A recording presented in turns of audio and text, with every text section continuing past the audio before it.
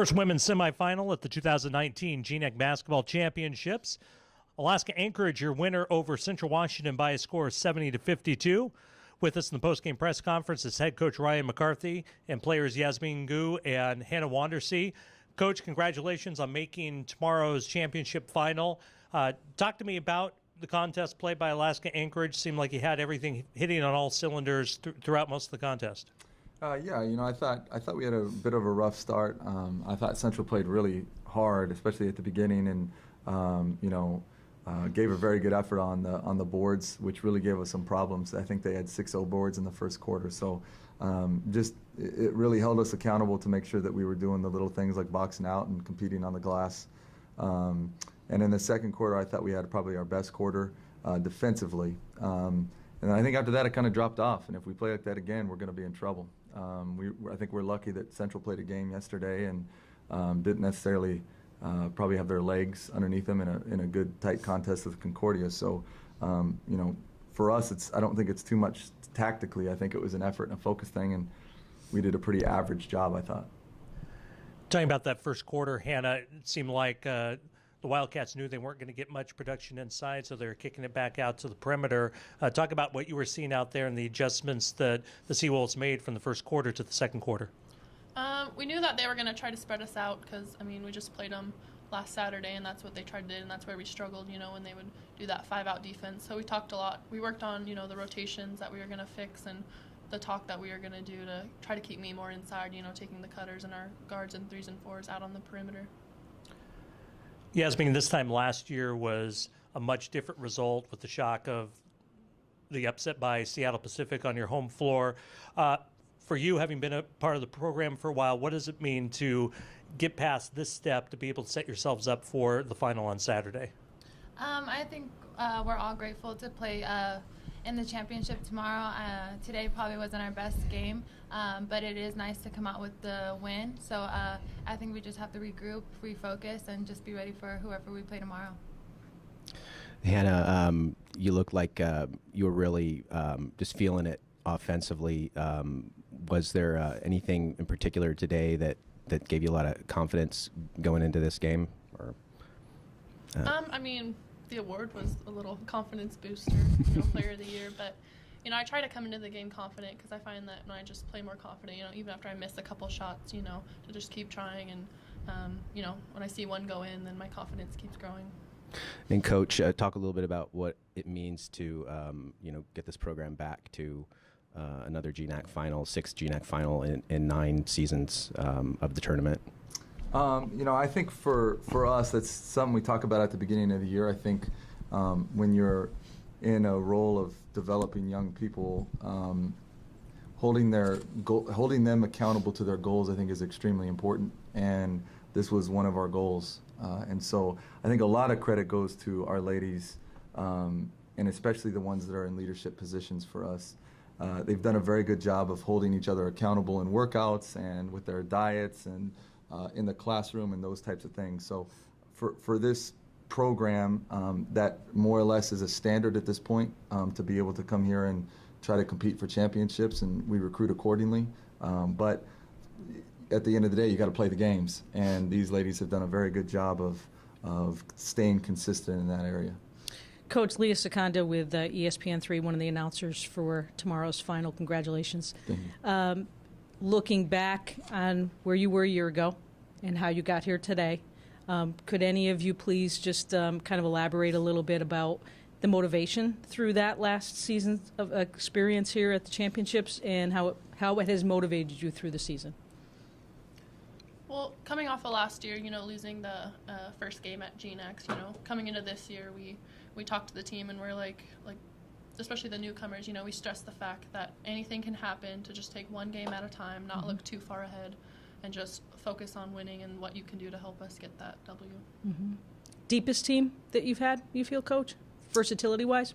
No, I don't feel that way. I think this is the closest team I've ever coached. From a chemistry standpoint, we have not had a team that had complete buy-in like this one, where we haven't had to deal with too many off-the-court issues or anything like that. From a depth standpoint, I think the team that made the run to the national championship, I think that was probably my deepest team. but in terms of the way that this group loves each other, I think there's a difference when you can talk nice and keep building each other up all the time, but that becomes very surfacey. And in a real family, someone can say something on the inside, but they don't let them say it from the outside if they don't know what's going on. And the other part to that is being very honest with each other. And I think when you really love someone, you can be honest with them. And I think I've seen a lot more of that this year. And I think that's one of the reasons why this may not be the most talented team that's come through this program, but it's one of the most consistent because of that. Coach Darren Goldwater, I'm the other announcer with ESPN3 tomorrow. Congratulations to all of you guys. There were a couple of times on the bench in the second half when, Coach, you've already pointed out you didn't think the effort was there, right, that the assistant coach, Afoa, was talking to you guys. Even there were times when the circle didn't include any coaches. How much do you, both of you individually, how much do you take pride in being the leader in that circle so that when a coach that can't lend their voice, it can be you guys in a team-led thing? I'd say we take pride in it because, I mean, our coach isn't in the huddle for a reason, and we've built that family aspect to know what he's thinking and to know that it has to come from us, because at the end of the day, we are the ones on the court. So I think it's big for us to be able to be leaders because it's us on the court and not him. So when we're holding each other accountable, I feel like it could go a long way, especially like when players are down on themselves. Us picking them up kind of is, how do you say it, beneficial, and it actually shows that we're close and that we got each other's back on the court. How about, Coach, for the fact that you've had the year that you've had, another outstanding year. You'll be in the NCAA tournament.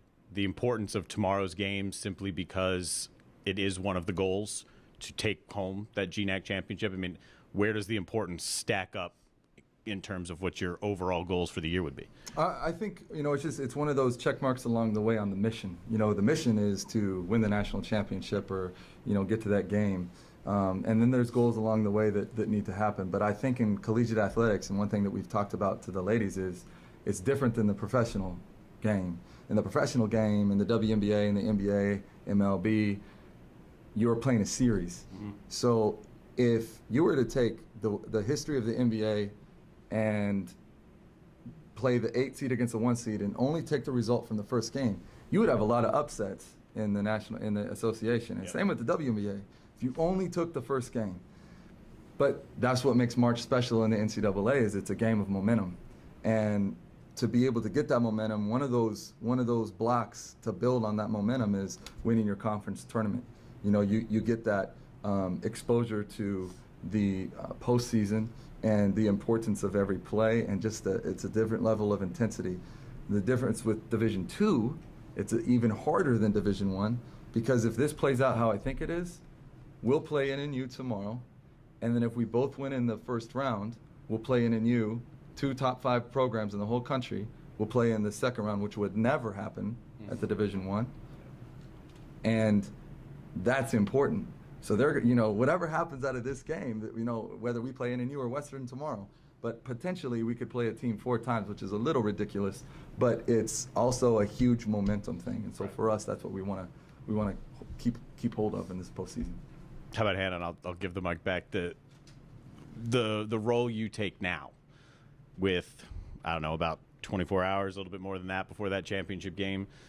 What can you say? What can you and the team do to make sure that this second half, the energy lapse, doesn't happen tomorrow?